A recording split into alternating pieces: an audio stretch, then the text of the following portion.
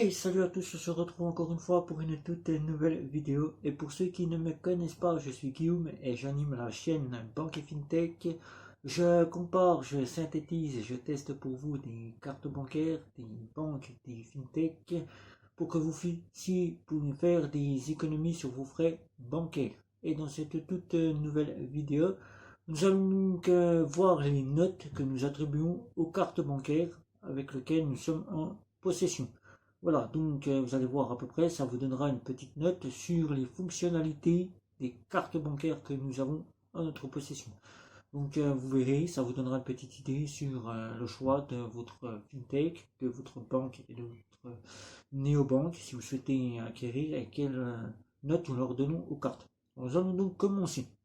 Nous commençons avec le compte Nickel, la carte du compte Nickel que nous avons donc testé. Nous avons donc testé la carte standard, la carte My Nickel avec la personnalisation. Et là, nous disposons de la carte Chrome, ici que vous pouvez voir dans la carte Chrome, couleur or. Donc sa fonctionnalité, c'est d'être de débit, puisqu'elle repasse toutes ses cartes en débit.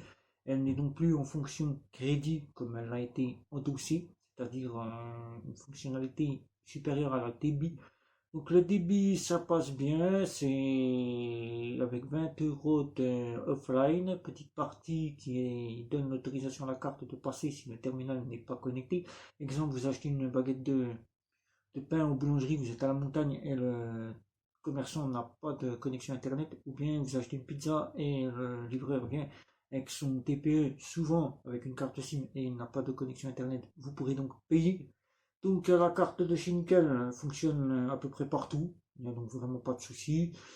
Mis à part quelques points où certaines fois les stations essence la refusent, quelques points où tout simplement Internet n'est pas totalement accepté avec la carte de chez Nickel, et où pouvons avoir quelques petits refus pour les magasins si toutefois les commerçants n'ont pas accès de connexion du tout, c'est-à-dire ni en offline, ni en internet, ni en quoi que ce soit, n'ont pas de connexion, ne sont pas branchés du tout, n'ont rien du tout qui est en panne.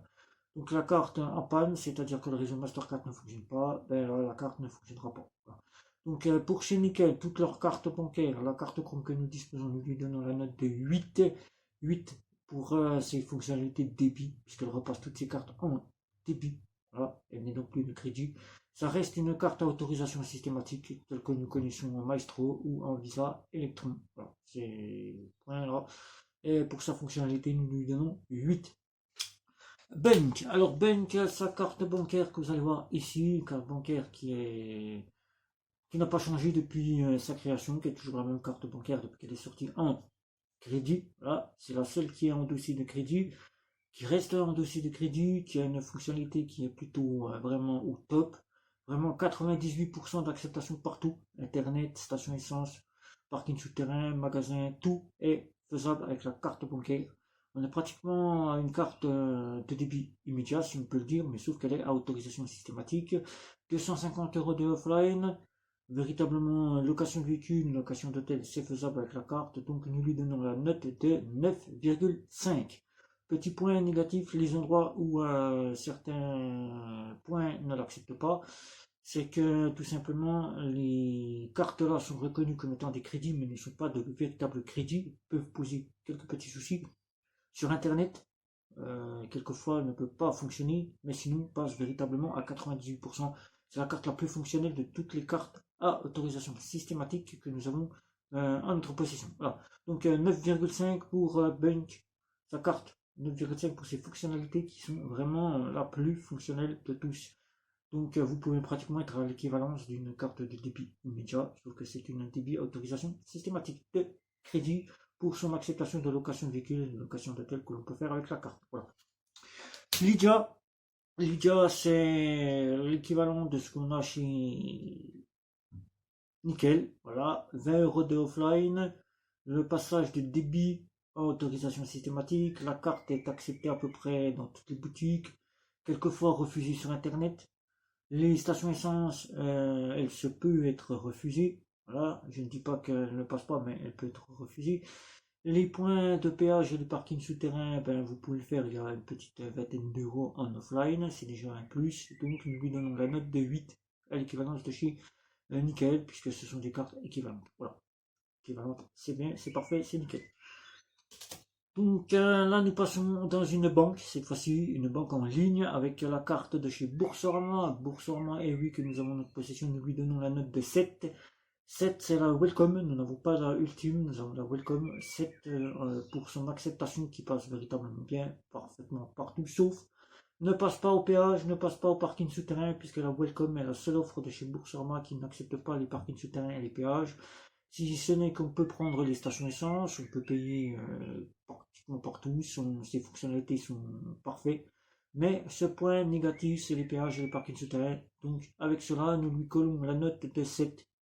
7, elle aurait pu avoir meilleure note, elle aurait pu même égaler directement Bunk, mais il faut passer un ultime, où là, un ultime, vous avez la tolérance offline, la petite partie qui fait accepter votre carte en cas de offline. Donc à la montagne, avec la welcome, vous ne pourrez donc pas payer votre livreur si vient vous livrer la pizza, ou vous ne pourrez pas donc payer votre baguette de pain si vous arrive, ou le parking souterrain et le péage, si ce n'est qu'avec le sans contact, si celui-ci est disponible en sans contact. Voilà. Donc 7 pour la welcome, elle est à l'équivalence d'une Visa Electron, tout ce qui est de points de vue Visa Electron. Donc 7 pour la carte de chez Boursorama, c'est déjà pas si mal. Revolut, là, Revolut, toutes ces cartes de chez Revolut, nous lui collons la note de 9. 9 parce qu'elles ont un pouvoir qui sont vraiment bien pensés. 9 surtout pour la métal. Là nous vous présentons celle-ci. Nous collons 9 aux fonctionnalités des cartes bancaires chez Revolut. Chez Revolut, la préautorisation, c'est une contre-préautorisation. Vous avez 20 euros et vous disposez de 40 euros sur votre compte. Elle vous prendra les 40 euros, elle vous débitera 20 euros et vous repartez avec 20 euros chez vous sur votre carte bancaire après avoir mis de l'essence. C'est de la contre-préautorisation. Le offline, il n'y a pas de offline chez Revolut. Oh, Premium, version métal. Le offline, on pourrait dire que c'est du offline, mais ça n'en est pas, c'est du faux offline. Les cartes passent donc parfaitement bien partout, même au parking souterrain, au péage. Il n'y a donc pas de souci. C'est un faux offline qui va vous faire passer les cartes. Un faux offline qui veut dire du débit différé. Comme le dit Revolut sur son site internet, le débit différé. C'est un faux offline. C'est Visa ou Mastercard, selon la carte que vous aurez en votre possession, qui va faire passer, qui va donner l'autorisation à Revolut de faire fonctionner sa carte, quel que soit l'endroit où vous vous trouvez. Donc ça s'appelle un faux offline, du début différé si vous le souhaitez, comme le dit Revolut. Elle passe véritablement bien partout, il n'y a donc pas de souci. Internet, vraiment aucune hésitation, il n'y a vraiment pas vraiment de refus avec la carte qui est de débit différé. Vous pouvez donc payer dans les boutiques e-commerce, aussi bien, on va dire pratiquement parfaitement bien. Pour ce qui est du offline, dans les TPE, dans les commerces et les boutiques, eh ben, la carte fonctionne. Moi, je n'ai pas eu de soucis à ce moment-là. C'est du débit différé, comme je vous ai dit. Donc, il n'y a donc pas de souci. C'est du faux offline. Donc, la carte fonctionne parfaitement bien. On lui donne la note de 9. 9, c'est plutôt pas mal. On ne peut pas mettre 10 à la carte de chez Revolut. Parce que 10, ça serait trop beau pour serait fonctionne sur tous les points. Donc, ça serait véritablement une visa de débit immédiat. Voilà, tout simplement débit immédiat qui a la fonctionnalité de passer là où on veut envie qu'elle passe. Voilà. Donc, maintenant nous allons repartir dans une banque en ligne chez Monabank. Monabank, et oui, Monabank, on lui colle la note de 10. 10 parfaitement partout. La note de 10 parce que tout simplement que vous prenez de l'essence, que vous payez les parkings souterrains, les péages. Vous avez cette fonctionnalité qui est là. Je vous montrer ça tout de suite. Voilà, le badge qui est là, qui fait passer la carte parfaitement partout. Les fonctionnalités de cette carte sont véritablement ok sur tous les points. Magasin, boutique, commerce, station essence, péage, parking souterrain, internet. Tout fonctionne parfaitement bien chez Monabank. On lui colle la note de 10. Et oui, 10, 10 sur 10. Et oui, voilà, voilà. Et la dernière, c'est la toute dernière, c'est ma French Bank. Ma French Bank qui est ici. Celle-ci, pour une carte 100% banque en ligne, 100% banque en ligne comme elle se situe, puisque c'est 100% banque de la banque postale, Donc c'est une néobanque, si on la catégorise ainsi, mais c'est une 100% banque en ligne. Donc cette carte-là, c'est une carte à autorisation systématique comme chez Boursorama, qui dispose de la fonctionnalité Cobadge comme chez Monabank. Et cette carte, nous lui collons la note de 10 sur 10, 10 sur 10. La carte fonctionne véritablement partout pour une carte de débit à autorisation systématique. Les fonctionnalités que vous puissiez payer dans les boutiques, les commerces, internet, ça fonctionne parfaitement sur tous les points.